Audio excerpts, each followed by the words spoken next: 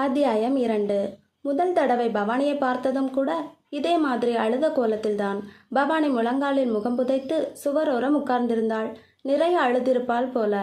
பாலா வந்ததை உணர்ந்தது மாதிரி தலை நிமிர்ந்தது. சோர்ந்த இமைகளும் கரைந்த கண்மையும் வீங்கின கன்னங்களுமாக மெல்ல அவனை பார்த்தாள். புடவை தலைப்பில் கண்களை துடைத்து கொண்டாள். வாங்க பாலா என்றாள். பாலா ஓரிரு வினாடிகள் அவளை நேராக பார்த்தான். எப்போதும் அழுவதற்கென்றே படைக்கப்பட்ட ஒரு ஜீவன் மாதிரி அவள் இருந்தாள். ஒருவேளை கல்யாணத்துக்கு முன் அவளை சந்தித்திருக்க வேண்டும் என்று நினைத்தான். இதே முகம், மின்னுகிற கண்களும், புருஷனிடம் அடிவாங்காத கன்னங்களுமாய் பொலிவாய் சந்தோஷமாய் இருந்திருக்கும். அவள் கல்யாணத்துக்கு அப்புறம்தான் பாலா அவர்களின் எதிர் வீட்டில் குடிவந்தது. சரோஜ் அம்மா குடும்பத்துடன் பரிச்சயம் ஏற்பட்ட பிறகு பல தடவைகள் பவானியை சந்தித்து பேசியும் இருக்கிறான். பவானி அதிகம் பேசக்கூடியவள் அல்ல. ஆனாலும் அம்மாவிடமிருந்து நேராய் தாரை வார்த்து பெற்றுக்கொண்ட மாதிரி அந்த புன்னகை மட்டும் கொஞ்சம் கூடுதலாகவே அவளிடம் இருக்கும். எப்போதும் லேசாய் சோகம் கலந்த ஒரு சிநேகமான பார்வை. அழுது முடித்ததற்கு அப்புறம் பவானி மிக அழகாயிருப்பது போல் பட்டது அவனுக்கு. மிக சில பேருக்கு தான் அப்படி ஒரு துயர அழகு சாத்தியப்படுகிறது. பவானி மாநிறம் தாண்டிய மிதமான கருப்பு நிறம், நீள்வட்ட முகம். ஒரு தடவை அவன் வீட்டு ஜன்னலில் வாசப்படியில் தலைவாரியபடி நிற்கும் பவானியை பார்க்க நேரிட்ட போது அத்தனை தூரத்தில் இருந்தும் பளிச்சென அவள் கண்கள் மட்டும் பிரதானமாக தெரிந்தது. அவனுக்கு அது ஞாபகம் வந்தது. அவளின் நிர்மலமான அழகுக்கு அந்த கண்களின் பங்கு அதிகம். ஆனால் இத்தனை கிட்டே இருந்து பார்க்கும்போது அதற்கு பின்னால் இருக்கிற வேதனை வரிகள் தான் பிரதானமாக தெரிகிறது இப்போது. பாலாவுக்கு அவளோடு ஏதாவது பேச வேண்டும் போலிருந்தது. ஏதாவது கேட்க வேண்டும். அவனை இந்த வீட்டில் ஒருவனாய் மதிக்கிற குடும்பம், அதன் மீது அவனுக்கு இருக்கிற அக்கறையை எப்படியாவது வெளிப்படுத்தி விட வேண்டும் என்றிருந்தது. மறுபடியும் பிரச்சனையா பவானி என்று கேட்டான். குரலின் தயக்கத்தை மெதுவாய் உதறிவிட்டு, உன் பிரச்சனைகள் என்னவென்று எனக்கு தெரியும், தாராளமாய் அது பற்றி என்னிடம் சொல்லலாம் என்கிற துணையில் இருந்தது அவன் கேட்டது. லேசாய் அவள் தலை ஆடியது. வாயை திறந்து எதையும் சொல்லவில்லை. என்னாச்சு பவானி? பவானி மேலும் மௌனமாகத்தான் இருந்தாள். பிறகு என்ன நினைத்தாளோ தெரியவில்லை. ஒரு வினாடி பார்வை சமையலற பக்கம் போனது. மெதுவாய் எழுந்தாள். இதை பாருங்க என்று திரும்பி முதுகு காட்டி நின்றாள். தோள்பட்டையிலிருந்து புடவையை முன்பக்கமாக எடுத்துவிட்டு கொண்டாள். பாலா தயக்கமாக பார்த்தான். அவள் பின்னங்கழுத்துக்கு கீழே கருப்பாய் வட்ட வட்டமாய் 3-4 இடத்தில் என்ன அது? காய மாதிரி. கண்களை சுருக்கி மேலும் உற்று பார்த்தான். என்ன பவானி அது என்றான். புடவையை இடுப்பில் இழுத்து சொருகி கொண்டு திரும்பினாள். ஒரு சின்ன சிரிப்போடு சொன்னாள், சிகரெட் சூடு. அவனுக்கு அதிர்ச்சியாக இருந்தது. கடவுளே என்றான். மீதியெல்லாம் சொல்லாமலே புரிந்துவிட்டது. பிறகு வேதனையோடு சொன்னாள், 2 நாள் முன்னாடி நடந்தது. அந்த ஆளுக்கு கொஞ்சம் கூட மனசாட்சியே கிடையாது. இது ஒன்றுமே இல்லை பாலா. இதை விட சித்திரவதையெல்லாம் கூட அனுபவிச்சிட்டேன். இதுக்கு மேலே எனக்கு சகிப்புத்தன்மை கிடையாது. அதான் வந்துட்டேன் ஒரேடியா. பாலா என்ன சொல்வதென்று தெரியாமல் நின்றான். பவானியின் புருஷனை ஓரிரு தடவைகள் பார்த்தும் பேசியும் இருக்கிறான் அவன். பார்த்தால் ஒன்றுமறியாத சாது மாதிரி தான் இருப்பான். நன்றாய் சிரித்து சிரித்து பேசுகிற டைப் தான். ஆனால் அவனுக்குள் தான் கோபம் வந்தால் சூடான காப்பியை பொண்டாட்டி முகத்தில் ஊற்றுவதும் முதுகில் சிகரெட் சூடு வைப்பதுமான கொடூர மிருகம் ஒளிந்திருக்கிறது என்று சொல்லவே முடியாது. இப்படியுமா இருப்பான் ஒரு மனுஷன் என்றான். அந்த ஆள் மனுஷனே இல்லை, ராட்சசன் என்றாள். விழ தயாராய் சில துளிகள் அவன் கண் விளிம்பில் நின்றன. மேலும் அவளே சொன்னாள், இனிமே நான் இங்கேதான் இருக்கப் போகிறேன். அதற்கப்புறம் 10-15 நாட்கள் வேலை மும்முரத்தில் கழிந்தன. இரவு நேரம் கழித்து வீட்டுக்கு வர வேண்டியதாயிருந்தது. பவானியின் வீட்டுக்கு போக அத்தனை சமயமும் கிடைக்கவில்லை. எப்போதாவது அவளின் நினைப்பு வரும்போது தவறாமல் அந்த சிகரெட் காயங்களும் ஞாபகம் வந்தன. அவள் இப்படி புருஷனை விட்டு வந்து வீட்டில் இருப்பது சரோஜாமாவுக்கும் வேணு மாமாவுக்கும் எப்படி இருக்கும் என்று யோசித்து பார்த்தான். ஏன் பாலா, இப்பெல்லாம் உன்னை பார்க்கறதே அபூர்வமாயிருக்கு என்று வேணு மாமா ஒரு தடவை பார்த்து கேட்டுவிட்டார். பேசுறதற்கு ஆள் இல்லாமல் போர் அடிக்குது என்றார். இல்லை மாமா, ஆஃபீஸில் வேலை ஜாஸ்தி என்றான். சிறிது நேரமாவது அவர்களுடன் செலவிட முடியாமல் இப்படி பறக்க வேண்டியதா இருக்கிறதே என்று ஆதங்கமும் வந்தது அவனுக்கு. பவானி அவள் வீட்டிலேயே தான் இருந்தாள். அவள் சொன்ன மாதிரியே கணவன் வீட்டுக்கு போகவில்லை என்று தெரிந்தது. இப்போதெல்லாம் அவள் சகஜ நிலைமைக்கு வந்துவிட்டது போல இருந்தது. இடையே ஒரு இரவு அவர்களுடன் அவர்கள் வீட்டிலேயே சாப்பிட்டான். பவானி தான் பரிமாறினாள். அவள் எதையோ எடுக்க திரும்பிய ஒரு வினாடியில் சட்டென்று அவள் முதுகை பார்த்தான். காயங்கள் இருந்த இடத்தை பார்வை தேடியது. எல்லாம் மறைந்திருந்தது. அப்படி பார்த்தது அவளுக்கு லேசாய் குறுகுறுத்திருக்க வேண்டும். சட்டென்று திரும்பி அவனது பார்வையை நேருக்கு நேராய் சந்தித்தாள். பாலாவுக்கு ஒரு மாதிரி ஆகிவிட்டது. ஏதோ புரிந்த மாதிரி அவள் சொன்னாள், எல்லாம் மாறிடும். பாலா மெல்லிய திகைப்போடு நிமிர்ந்தான். சாம்பார், ரசம், சாப்பாடு எல்லாம் என்றாள்.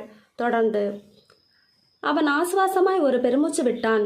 அதற்கப்புறம் அவள் அந்த பக்கம் இந்த பக்கம் திரும்பும் போதெல்லாம் அவனை அறியாமல் பவானியை கவனிக்க ஆரம்பித்தான்.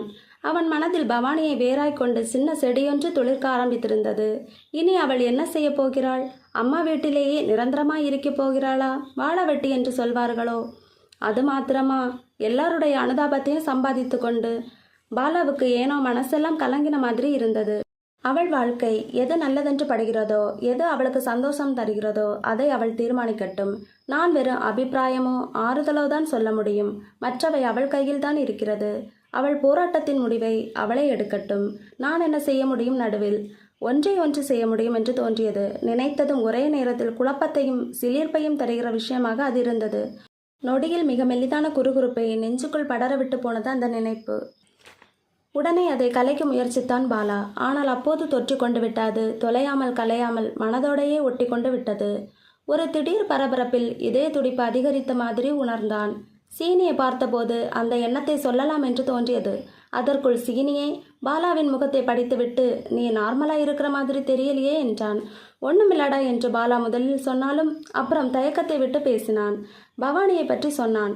அவள் கணவன் பற்றி, சிகரெட் சூடு பற்றி, அவள் வேதனையை பற்றி, கடைசியாய் அவனுக்கு வந்த அந்த யோசனையை பற்றி. நிஜமாகவே சீனி, அவ கஷ்டப்படுகிற விஷயம் என்னவோ பண்ணுதுடா. லேசா மனசு வலிக்குதுன்னு கூட சொல்லலாம் என்றான். பவானி இந்த மாதிரி கஷ்டப்பட வேண்டிய பொண்ணு இல்லடா. ஏதோ தப்பா ஒரு விதி அமைஞ்சிடுச்சு அவளுக்கு. அதை மாற்ற முடியும்னு தோணுது. சீனி, ரொம்ப சீரியஸா பேசுற மாதிரி இருக்கு. என்ன சொல்ல வாரேன்னு புரியல என்றான். சீரியஸாக தான் சொல்கிறேன் சீனி. அவளுக்கு சம்மதம்னா, அவள் புருஷனை டிவோர்ஸ் பண்ண அவளுக்கு ஐடியா இருந்ததுன்னா, அதுக்கப்புறம் நானே அவளை கல்யாணம் பண்ணிட்டு கடைசி வரை பூ மாதிரி வச்சுக்கணும்னு சொல்லும்போது பாலா உணர்ச்சி வசப்பட்டிருந்தான். சீனி அவனை ஆச்சரியமாய் பார்த்தான். டே பாலா, உன்னுடைய இந்த நல்ல மனசுக்கும் தைரியத்துக்கும் நீ இந்த மாதிரி நினச்சதுல எந்த தப்பும் இல்லடா. இருந்தாலும் சட்டுன்னு எந்த முடிவும் எடுத்துறாத, யோசி என்று மட்டும் சொன்னான். நிறைய யோசித்து விட்டான். ஆஃபீஸில் வேலைக்கு நடுவிலும் கூட இதேதான் நினைப்பு. ஆனால் பெரிதாய் மனமாற்றம் ஒன்றும் ஏற்படாமல் அப்படியேதான் இருந்தது முடிவு. பவானியிடம் அதை சொல்லி பார்க்கலாமா என்று தோன்றியது. ஆனால் கண்ணீரின் சாரல் முழுதாய் ஓயாத அவளிடத்தில் இப்போது சொல்லக்கூடிய விஷயமல்ல என்று தோன்றி அந்த எண்ணத்தை கைவிட்டான். ஞாயிற்றுக்கிழமை பொறுமையாய் நிதானமாய் ஒரு சின்ன கண்ணாடி முன் நின்று சேவ் செய்து கொண்டிருக்கும் போது பவானி வந்தாள். இளம்பச்சை நிற சேலையில் வாசற்கதவோரம் சாய்ந்து நின்று உள்ளே வரலாமா என்றாள். வா பவானி, உட்காரு என்று பிரம்பு நாற்காலியை காட்டினான். ஒரு நிமிஷம் என்று அவசர அவசரமாய் சவரத்தை தொடர்ந்தான். திடீர் பரபரப்பில் எங்கேயாவது கன்னத்தில் பிளேடால் தப்பாய் இழுத்து விடுவோமோ என்று பயமாய் இருந்தது. சட்டென்று முடித்துவிட்டு வாஷ்பேஷனுக்கு ஓடினான். பவானி உட்காரவில்லை. சுற்றுமுற்றும் வீட்டை கண்களால் அளந்தாள்.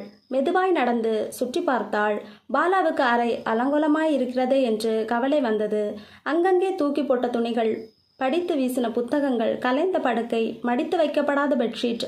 அவளும் அதை உணர்ந்த மாதிரி, இது என்ன இப்படி கிடக்குது வீடு என்று இறைந்து கிடந்த புத்தகங்களை எல்லாம் எடுத்து ஷெல்ஃபில் வைக்க போனாள்.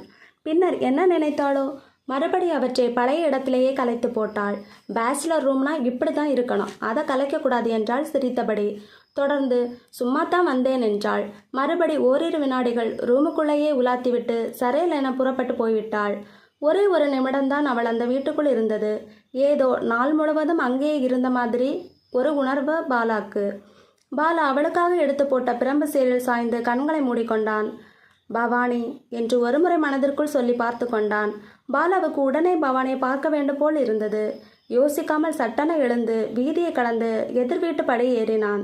முன்னரையும் அதற்கடுத்த அறைகளும் தாண்டி தாழ்வாரத்தில் பவானி. சரோஜம்மா முரத்தில் அரிசி புடைத்து கொண்டிருந்தாள். ஏன் உடனே வந்துட்ட? அத்தனை மோசமாவா இருக்கு என்னோட வீடு என்றான். அதெல்லாம் இல்லை, இங்கே கொஞ்சம் வேலை இருந்துச்சு என்று முற்றத்தை காட்டினாள். நிறைய பொம்மைகள் காய்ந்து கொண்டிருந்தன. அப்போதுதான் பாலா அதை கவனித்தான். ஆச்சரியப்பட்டான். இதெல்லாம் என்ன? சரோஜம்மா அரிசி புடைப்பதை நிறுத்திவிட்டு சொன்னாள். எல்லாம் இவளை கையால் செஞ்சது. அவள் தாத்தா கிட்டேருந்து கற்றுக்கிட்டது. வியப்பில் அவன் கண்கள் விரிந்தன. பவானி அதை எப்படி செய்தாள் என்று விளக்க ஆரம்பித்தாள்.